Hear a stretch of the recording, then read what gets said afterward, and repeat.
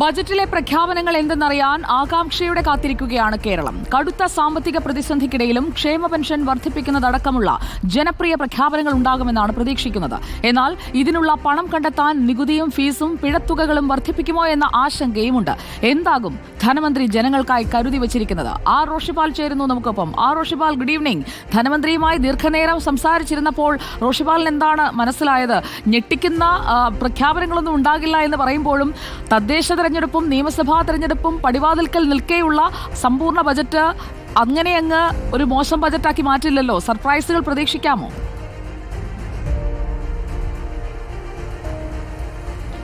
Very good evening Sujaya. ഇതിൽ ഏറ്റവും പ്രധാനപ്പെട്ടത് തദ്ദേശ നിയമസഭാ തെരഞ്ഞെടുപ്പിന് മുമ്പുള്ള സമ്പൂർണ്ണ ബജറ്റ് കൂടിയാണ് നാളെ നിയമസഭയിൽ ധനമന്ത്രി കെ എൻ ബാലഗോപാൽ അവതരിപ്പിക്കുന്നത്.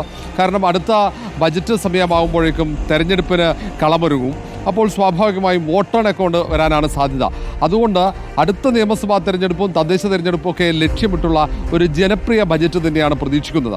ഒന്ന്, സംസ്ഥാനം വലിയ സാമ്പത്തിക പ്രതിസന്ധിയിലൂടെയാണ് മുന്നോട്ട് പോകുന്നത്. നിരന്തരം കേന്ദ്രത്തിൻ്റെ അവഗണന എന്ന് കുറ്റപ്പെടുത്തുമ്പോഴും ഇനി തനത് വരുമാനം വർദ്ധിപ്പിക്കുക മാത്രമേ മുന്നിൽ പോംവഴിയുള്ളൂ എന്ന ബോധ്യം സർക്കാരിനുണ്ട്. അതുകൊണ്ട് തന്നെ വരുമാനം വർദ്ധിപ്പിക്കാനുള്ള തന്ത്രങ്ങൾ സ്വാഭാവികമായും ബജറ്റിലുണ്ടാകും. അങ്ങനെയുള്ള പൊടിക്കൈകൾ വികസന പ്രവർത്തനങ്ങൾക്ക് വേണ്ടി ഫണ്ട് മാറ്റിവെക്കുന്ന ഒപ്പം തന്നെ വ്യവസായ മേഖലയ്ക്ക് ഇളവുകൾ പ്രഖ്യാപിക്കാൻ സാധ്യതയുണ്ട്. വ്യവസായ മേഖലയിലൂടെ വരുമാനം വർദ്ധിപ്പിക്കാനുള്ള ലക്ഷ്യമാകും സർക്കാരിനുണ്ടാകും. കാരണം നികുതി പരിഷ്കരണം വലിയ രീതിയിൽ ജനരോഷം ആളിക്കത്തിക്കാൻ സാധ്യതയുണ്ട്. അതുകൊണ്ട് നികുതി പരിഷ്കരണം ഉണ്ടാകില്ലെന്ന് അന്ന് ധനമന്ത്രിയുമായി സംസാരിക്കുമ്പോൾ സൂചനയുണ്ടായിരുന്നു.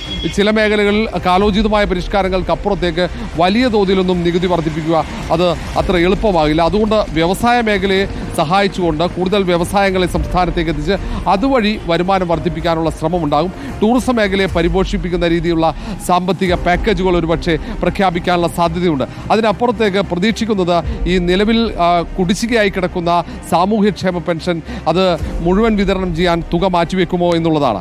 സാമൂഹ്യക്ഷേമ പെൻഷൻ വർദ്ധിപ്പിക്കുമെന്ന പ്രഖ്യാപനം കഴിഞ്ഞ LDFിൻ്റെ പ്രകടന പത്രികയിലുണ്ടായിരുന്നു. പക്ഷേ വലിയ തോതിൽ വർദ്ധിപ്പിക്കുക ഇപ്പോഴത്തെ സാമ്പത്തിക സാഹചര്യത്തിൽ അത് സാധ്യമല്ല. അതുകൊണ്ട് ചെറിയ രീതിയിലുള്ള ഒരു വർധനവ് പ്രതീക്ഷിക്കുന്നു. അതിന് പുറമെ ഈ കുടിശ്ശികയായി കിടക്കുന്ന സാമൂഹ്യക്ഷേമ പെൻഷൻ എങ്ങനെ വിതരണം ചെയ്യുമെന്ന ഒരു വ്യക്തത വരും. അതിനു പുറമെ സർക്കാർ ജീവനക്കാരുടെ മുടങ്ങിക്കിടക്കുന്ന ആനുകൂല്യങ്ങളുണ്ട്. DA കുടിശ്ശികയും ശമ്പള പരിഷ്കരണം അടക്കം അതൊന്നും തീരുമാനമാകാതെ കിടക്കുകയാണ്. അതുമായി ബന്ധപ്പെട്ട് അവർ സമരത്തിലുമാണ് പല ഘട്ടങ്ങളിലായി. അതുകൊണ്ട് ഈ സർക്കാർ ഉദ്യോഗസ്ഥന്മാർക്ക് സന്തോഷകരമാകുന്ന തീരുമാനങ്ങളും ബജറ്റിൽ ഉണ്ടാകുമെന്ന് പ്രതീക്ഷിക്കുന്നു. ഏതായാലും ഒരു ജനപ്രിയ ബജറ്റാകാനാണ് സാധ്യത ഈ സാമ്പത്തിക ഞെരുക്കത്തിനിടയിലും. കാരണം 2 തെരഞ്ഞെടുപ്പുകൾ, ഒന്ന് ഈ സർക്കാരിൻ്റെ അവസാനത്തെ സമ്പൂർണ്ണ ബജറ്റ് കൂടിയാണ്. ശരി, താങ്ക് യു ആർ റോഷിപാൽ.